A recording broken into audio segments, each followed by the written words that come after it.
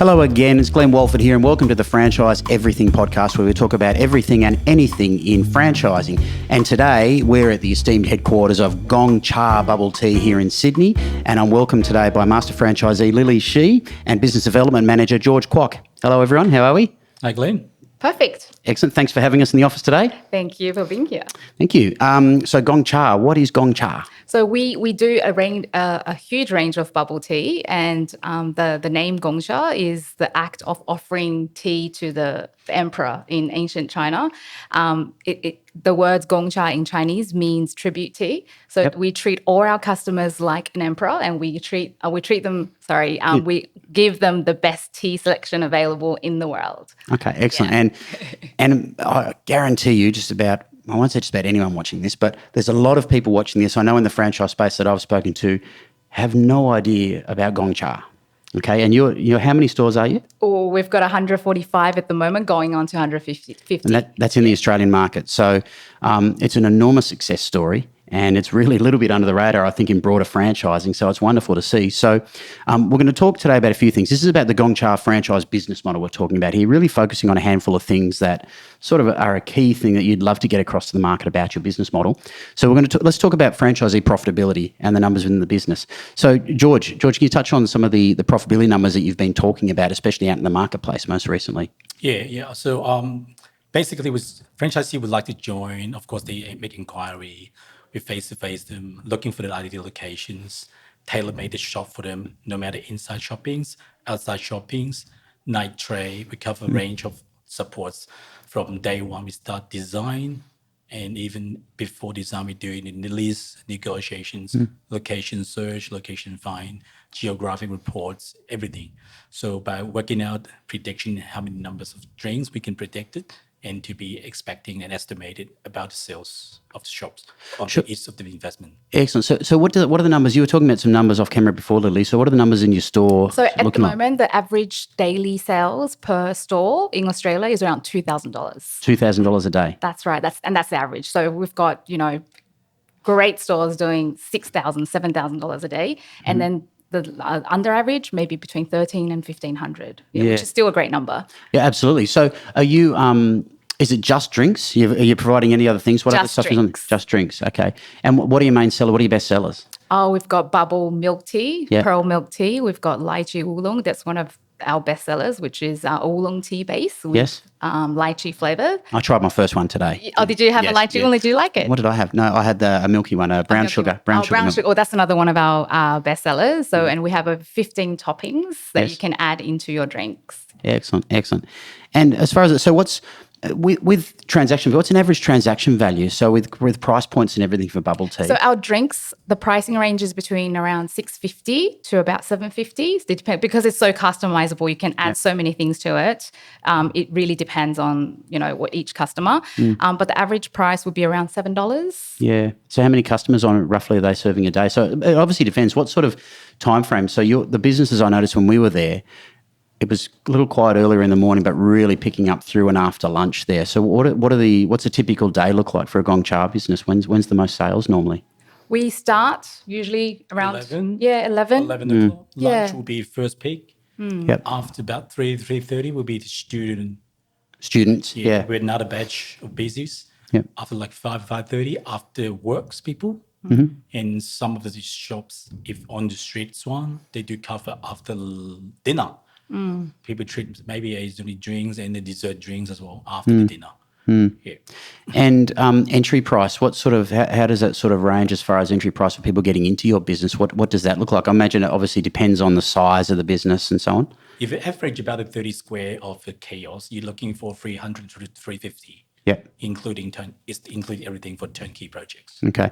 And that brings us on to something else we want to talk about was your turnkey approach to the business. So you pretty much do everything, don't you, to get something into a franchise? Is that like the fair estimation of it? Absolutely. We do everything for them because, starting from sourcing the correct locations for them and then going on to negotiate the lease for the franchisees with the landlord, achieving the best outcome, the lease terms, and trying to get as much contribution as potentially possible for that particular location. Describe contribution. So there's a lot now, because I've been in franchising for years, but there's a lot of people who won't realise that landlords actually provide contribution funds to get great brands into locations. That's So correct. how does that all work, and especially how does that work in your business? So either two ways, real money or rent-free. Yes. The two types of it. So landlord, we're offering either the money from the centers or rent-free from private landlord on the street. And that will be fully reimbursed back to the franchisee, which is the investor, to help them to reduce the starting cost of the businesses. Yeah, and that's good, and that doesn't always happen. I know in a lot of From start maybe 3 months to 6 months. Yeah. Equivalent rent or rent-free, something Yeah, like this. but I mean, my point is that a lot of franchise brands don't necessarily return don't it. always give it back in full. Yes, yeah, that's right. But then what we want is to make sure that all the franchisees are getting the best start to their business. Yes. So, and one really big, factor of that is having a low capital cost. the entry cost in there, yeah, Correct. it really makes a big, Right. takes the pressure off a bit if it's reduced by a fair amount. Exactly. And they'll be on the pathway for their second store, third store, Yeah. Are you finding that, given your growth, I mentioned at the front that you might be under the radar for some people in the franchise sector, but I bet you're not under the radar from a leasing perspective. Are you finding shopping centres and landlords are coming to you with deals like that, looking for your offer in their shopping centres? Oh, absolutely. Yeah, they're massive. When we start with, let's say, one store in one of the centers, and they kind of the chain reaction in networking, they would come to us one by one with different states in Sydney or whatever the chains here. They'll come to us and see. We received a random offer for QUT, Queensland University. Yes. That was used to be a Boost. Yes. Can I say that? A juice bar. You can if you want. Okay, yeah. No, it was just It a was random juice bar. It was random juice bar, Yeah. yep. And then they are leaving the site. Yes. And then we were offered that site. So I think all the leasing, they Yeah. know that we have been taking over sites from competitors or Yeah. not non-competitors, but in the QSR sector. Yeah, in that space. I suppose it's changing demographics and everything, and changing trends and flavour profiles and everything as well. Yeah. That's a very interesting thing. So are you food court based? What sort of locations are you based in? So what does a typical store look like? Or is there a typical store? Or Yeah, near food court would be more ideal because, Yep. as I said, people not only focusing on the day drinks, even after work, they want to come to drop by. Hmm. So we tend to be moved a little bit away from the the food court, but close to the supermarkets. yeah, Yeah. you can say either one. It's fine. Yeah. So I think it's more works for people can love to stay late a bit because they after work they come yeah. for shopping. So you can extend your trading hours. I mean, I know you were saying you can extend. Have you got a store that's trading till 1 a.m. or something? I think Yes, you were in saying. Melbourne. Yeah. So it really extends it. And that changes the numbers equation a bit when you can extend to some pretty decent hours, doesn't it? Yes. Yeah. Okay. And what about experience for franchisees? So are you needing a person with a certain level of experience, or what does a typical franchisee look like? So I imagine you've got some from all walks of life, or what do you normally see?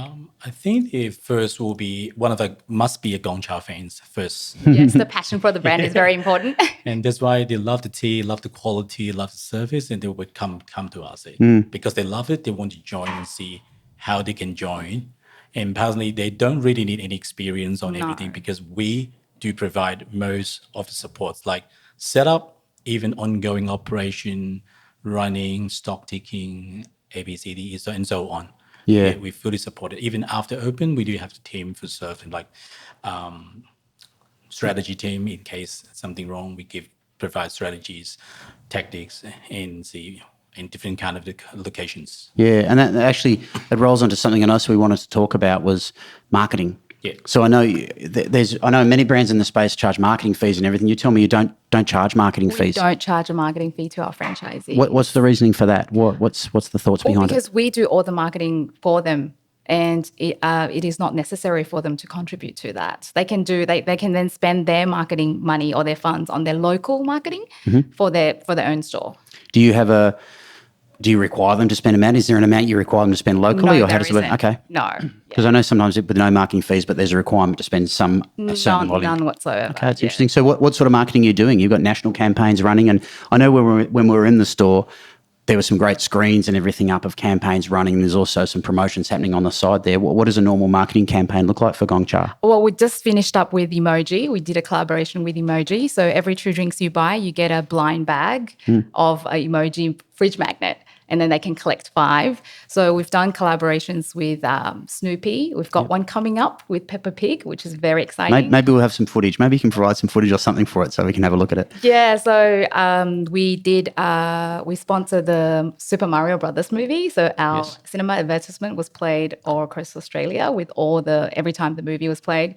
I think I might have seen it. Yeah. I think I might have seen it. I was there with the kids. Yeah, we're on Nova, we're on Kiss Radio. So it's been a big year for marketing. Yeah. Yeah. So have you got some new campaigns coming up there? Are you always reaching out, or are you finding brands and propositions are coming towards you now? Yes, absolutely. So we're getting more inquiries and offers to collaborate. So how do you assess them? So what are you looking for when you're looking at marketing campaigns like that? We look at the brands and see, I think it's got to be a mutual benefit. So how we can entice the customers to come to us to buy more drinks, to try our drinks with the collaborations. It just depends on. So you're trying to stimulate trial, and then to people like me who've never had one before. Yeah, I think that's what you find. There's people who are diehard fans that will be drinking one every day, and then there'll be people who are not quite sure what it is. And we just have I think there's a lot of those. Actually, it could be quite a few. No, it's great. And the more locations, obviously, the better. Yeah. So, and that sort of brings us back to something I know we also want to talk about was your menu range. So I tried the brown sugar milk tea. So I tried that. And what did Jono try? He tried some... Thank you. He yelled out there. Passion fruit with something. Thank you, Jono.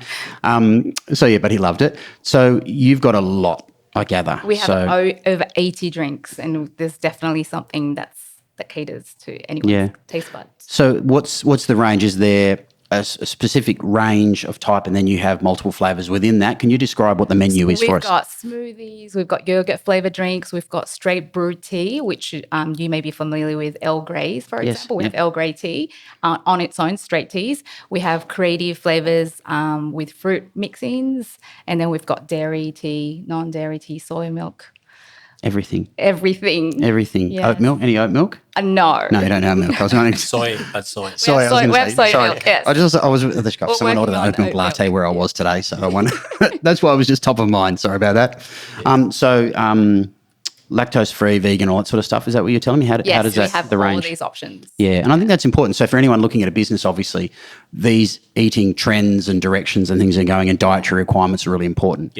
Yeah. So how do you choose new menus? Where do you get your inspiration for new items? So we work very closely with Gong Cha Global. Yep. They will have limited time offerings every quarterly, and then we test these products and see if it will be suitable for the Australian market. Okay, so you don't have to put them in necessarily. They just give you some ideas and That's some right. promotions. They give us a lot of ideas, and then because of the weather difference where Australia is compared to the rest of the world, we're in summer when they have winter, so we have to pick and choose when we launch certain offerings. So where did Gong Cha come from? What's Taiwan. the story? Okay. Yeah. And how long has it been around for? I believe started in 2006. Okay. Yeah. And so you're the master here in Australia. What other territories are in roughly? Are there a number of locations globally? Everywhere. So we're hitting 2,000 stores in July, and we're going to have a global launch of multiple stores. One of our stores in Australia will be opening on the same day. George, have a bit more information about that? Yeah, on the 21st of July, we'll be joining the Gong Cha Global opening campaign. So we probably got 2 to 3 in different states, one each. Will be joining the campaign and open on the same day with the global. So you'll open 3 in one day? Did you say? Wow. Yeah. Probably we'll start by time zone for New Zealand, Australia, and then maybe Singapore, or maybe Taiwan, or Hong Kong, and then European on the same day. What a great idea. 1st of July. Are you crazily running around trying to get all that ready? No, I'm all good. Yeah, global helping. Well, you've opened 145 now, so you probably know what you're doing. Yes. Yeah. Yes. Everything on that pipeline. So that sort of brings us to your stores. Yeah. So I'd like to get a bit of a handle, and people listening to this who are thinking, because it's about the Gong Cha franchise business model, the store shapes. I know there's a few. When we filmed a store tour this morning, that you might even see some footage on this podcast, that was I think Jing Wen said it was a standard size store there. Can you talk us through your store layouts? And I know you tailor make store sizes, and you're very flexible on the way you do things to fit a location. Can you talk us through that? Some of the centers kiosks, they start from 25 square meters. Yep. And so on. Shops maybe start from 45 or 50 square. Depends the preferences of the customers or franchisee would like some more seatings or no seatings onwards. So what rationale? So how long do people sit down for? Do they normally just sit down, have the drink, catch up with friends, 10 or 15 minutes, or do you find? Maybe take up to 5 to 10 or even an hour. People with the laptop. Yes, and they're doing some working away. Yeah, they do have something like this. Yeah. The one thing we took, the people spend more time on it. Yep. Yeah. Yeah. So so that's it. So we've got the kiosk and we've got the 25 square metre kiosk. Yes. About 40 square metre store. You go bigger than that? Yeah, maximum I've got one in West Ryde. It's 150 square. Wow. Yeah, because that's the repeat franchisee. They love seating. They want to serve better customers, have more time to spend inside the store. That's why they choose. They said, I want more seating, spacious. Is that right? Yeah. Yeah, there's certainly more costs associated with that. Yeah. The biggest one that I have set up for them is 150 square total. Yeah, and what's the gap to the next one there? Is that a big gap? So Not really. 110, 100, 80, 90. They do have a range of it. Yeah. And what sort of locations have you got? Drive-through locations? What sort of stuff are you looking at? We're looking at a drive-through location. We would love to do a drive-through location. Are they doing that overseas? Drive-through locations that you've seen? I think so. I think Malaysian have one. They have drive-through. Yeah, and Brunei has one. Yeah. We saw. Yeah. You see just about everyone going for drive-through locations like crazy at the moment, isn't it? You've seen that everywhere with all different sort of QSR brands and coffee brands. I Seems do where they're drive-through, going. relaxing, kids on the road. Don't have to running around. Yeah. Keep all the car safety, drive, pay and pick up then. Yeah. What sort of innovations have you got coming up? Can you share any innovations or things that you're doing in the brand coming up, or plans that you've got coming up for the future of the brand? What's the future look like, say, in the short to medium term around the franchise business model? We're doing a lot for the current franchisees. We're updating a lot of our IT. So we're looking at, we have been investing in an app that's been in the works. Yes, yeah.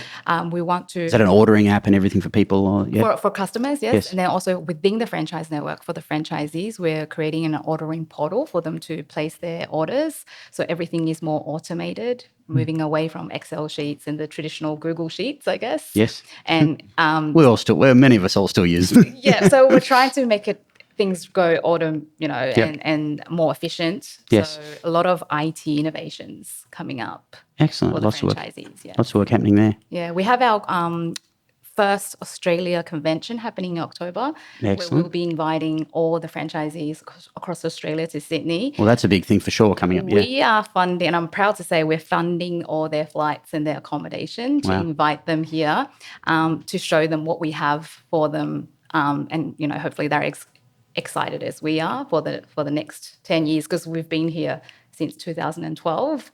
And, COVID sort of stopped things a little bit. Yeah, but took a lot of momentum out of the market for many. Yeah, and we're very excited about what's happening in the next decade.